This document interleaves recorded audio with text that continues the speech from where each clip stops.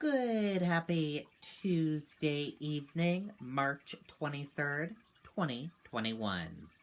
And welcome to this Tuesday evening special broadcast and special edition right here on the Riley King Network. Let's begin. Good evening, everyone. I'm Riley King, and welcome to this special broadcast on the Riley King Network.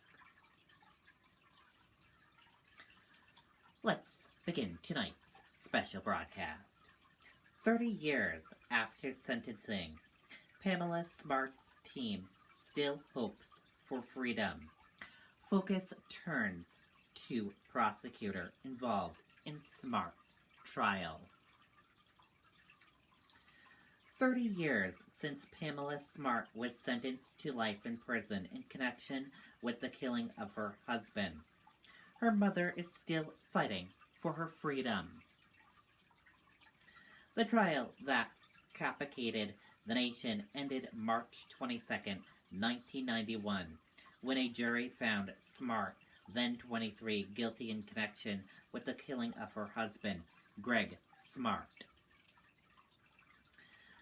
The Winnacunnet High School media coordinator was accused of being the mastermind of the killing, convincing 16-year-old Billy Flynn to shoot Greg with the help of friends and make it look like a botched robbery. The four teenagers testified against Pamela Smart, cutting deals with the state. 30 years later, Smart is the only one still in prison, serving a life sentence. Her mother is still fighting for her freedom. Did she make a terrible mistake? You bet. She sure did, her mother said. Should she spend her life in prison for having an affair with a young man? Never. Her mother has spent decades gathering information she hopes could prove her daughter's innocence, including jailhouse letters penned by Flynn. She recently published a book tying together loose ends that have fallen on deaf ears. I'm not dying without some of the truth, at least coming out, her mother said.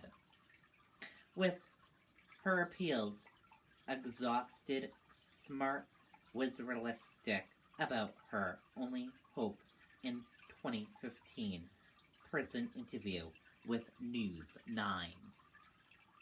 The only resource I have is for a governor to extend mercy and compassion and to communicate the sentence to something besides what it is now, Smart said.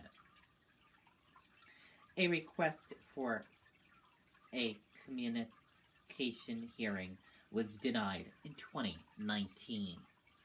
But new information finds Smart's team posed to request one again. They didn't look through the lens that they have now, said Mark Sist, Smart's trial defense attorney. Attention had turned to the prosecutor involved in Smart's case. Last fall, a murder conviction he prosecuted in the 1980s in New York was overturned after the Brooklyn District Attorney learned the only eyewitness in the case might have had a serious mental health condition that was never disclosed at trial. As I sit here today, I have no recollection of that witness ever having been in the physiological or psychiatric ward, Margaretto said. I knew that he was being treated at King's Court County Hospital for HIV, and that was all disclosed to the jury. Smart supporters said that's a red flag. I find it difficult to believe that your energetic conduct, Mr. Margaretto, began and ended with one case only, her mother said. The New Hampshire Attorney General's office said in part, the actions by the prosecutor described in the report do not impact the validity of Pamela Smart's conviction. Her supporters, though, believe it should open a door for a hearing for the governor and executive council can ask questions and assess her as she is today, a woman in her 50s and an ordinary minister with 2 master degrees. I can assure you that what we're hearing nothing but good things from everybody that's touched her life while she's been in prison, Sis said. If the question is rehabilitation, that job is done.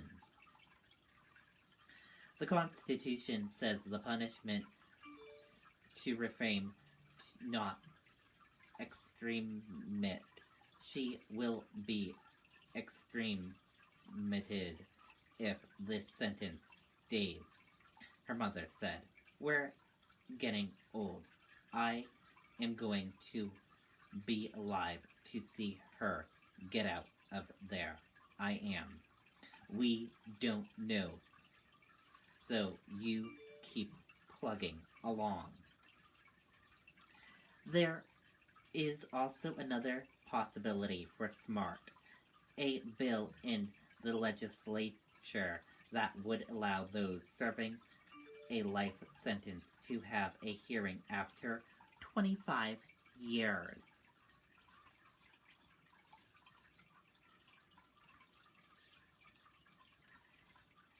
And that does it for this special broadcast right here on the Riley King Network. Thank you for joining us for this special broadcast. I hope you all have a wonderful rest of your evening, and I'll see you back here next time for another special broadcast.